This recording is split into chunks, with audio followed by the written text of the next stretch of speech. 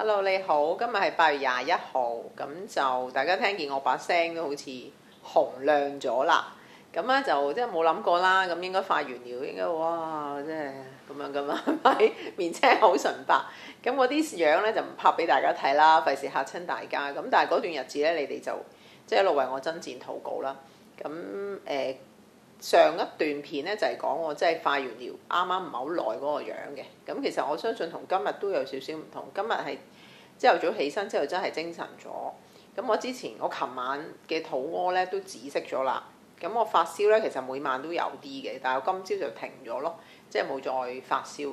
咁我都獻上感恩，同埋咧即係覺得係個精神啊，樣樣都係好似穩妥咗。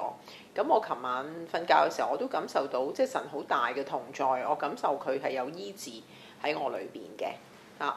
咁而家等緊啲咩咧？就因為之前咧我好感恩啦，我4年前嘅骨髓移植嘅捐贈者啦，佢上次俾血幹細胞我噶嘛，咁今次咧佢就再俾咗依個嘅即係移植嘅骨髓俾我。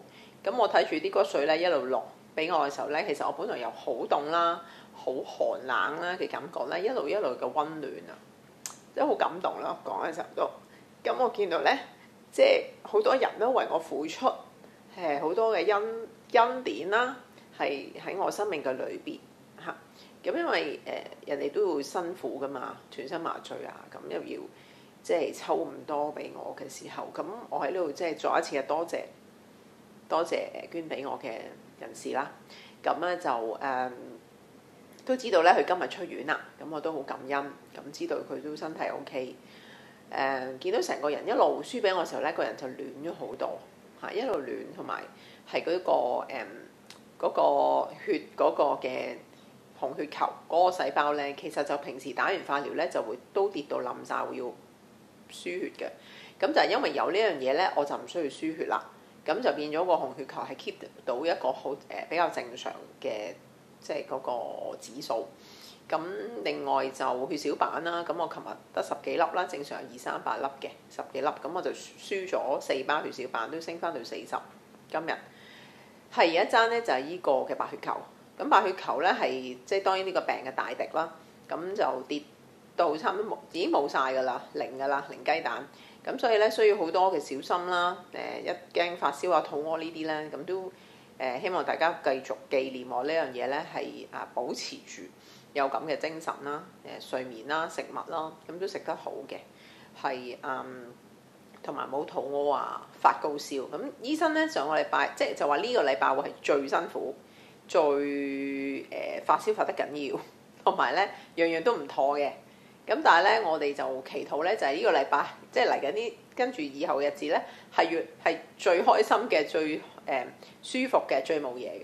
咁啊睇到神有佢嘅神蹟咯。咁我哋就由今日開始咧，我哋一齊去共證神嘅神蹟。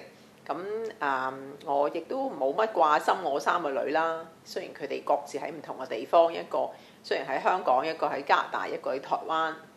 細女喺台灣，聽日返，仲話打10號風球。咁但係我覺得我裏面嗰種嘅平安同安穩咧，係我相信你咁樣見到我係唔容易，即係平常可以見到嘅，因為我哋裏邊咧比世界都大。我深信神佢同我嘅同在係讓我裏面係好感受到嗰一份嘅無憂啊！嗰陣無憂無慮，就一個細路仔咁，我食咯、瞓啦、開心心啦，咁樣去面對每一天。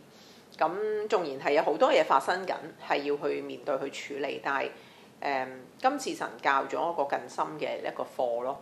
咁第日真係康復之後出院嘅時候咧，就繼續行嘅時候就同大家再分享。我感受到神好大嘅愛喺我裏邊。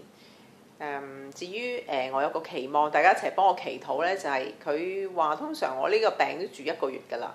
咁其實我10號先至化療。咁我照計應該9月10號先至返㗎嘛，但係咧我有個心願咧，就係神可以俾到我咧，即係8月尾9月，即係小朋友開學嘅時候，我已經能夠返到去咯。呢個係我好大嘅心願，咁希望神都能夠幫我成就。因為而家今日開始咧就打肚皮針，就會增加嗰啲肚皮針咧，政府原價都要1000蚊嘅。咁外面買成3000幾蚊，咁就一路會打咯，打到個白血球會起翻，咁就盡快翻到去屋企。咁呢個係我最大嘅期望。咁暫時就同你哋分享咁多，亦都希望大家透過呢一段片咧，能夠可以安心咯，好冇？唔該晒，拜拜。